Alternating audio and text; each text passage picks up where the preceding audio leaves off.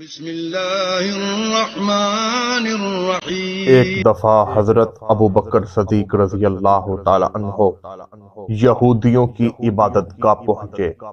وہاں آپ نے دیکھا کہ بہت سارے یہودی عالم فنحاس کے گرد جمع ہیں۔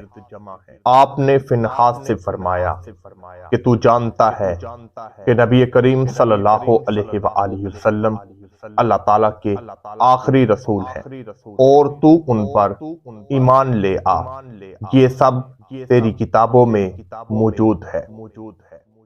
اس پر وہ فنحاس یہودی کہنے لگا کہ ہم اللہ کے محتاج نہیں، استغفر اللہ، وہ ہمارا محتاج ہے۔ اگر وہ غنی ہوتا تو ہمارا مال بطور صدقہ نہ لیتا۔ اس پر حضرت ابو بکر صدیق رضی اللہ تعالی عنہ کو غصہ آ گیا۔ آپ نے فنحاس کے منہ پر تھپڑ مارا اور فرمایا، اے اللہ کے دشمن، اگر تمہارے اور ہمارے درمیان معاہدہ نہ ہوتا تو ابو بکر صدیق اسی وقت تیری گردن اڑا دیتا۔ وہ فنحاس یہودی اس معاملے کو لے کر نبی کریم صلی اللہ علیہ وآلہ وسلم کی بارگاہ میں پہنچا اور جا کر کہنے لگا کہ آپ کے دوست ابو بکر نے بڑی محفل میں میرے ساتھ زیادتی کی ہے۔ نبی کریم صلی اللہ علیہ وآلہ وسلم نے حضرت ابو بکر صدیق رضی اللہ تعالی عنہ سے پوچھا، کون سی چیز نے تجھے اسے مارنے پر مجبور کیا؟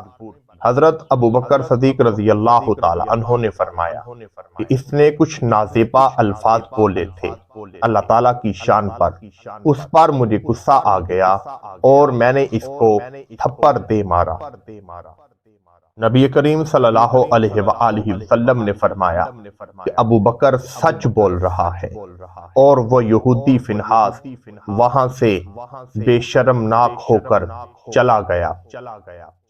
حضرت ابو بکر صدیق رضی اللہ تعالی عنہ کی شان بیان کرتے ہوئے نبی کریم صلی اللہ علیہ وآلہ وسلم نے فرمایا کہ ابو بکر کی نیکیاں اتنی ہیں کہ ان کا بدلہ کل قیامت کے دن اللہ تعالیٰ ہی عطا فرمائے گا۔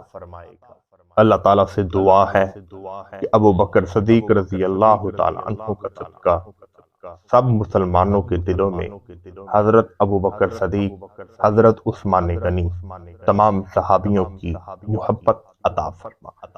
آمین ثم آمین۔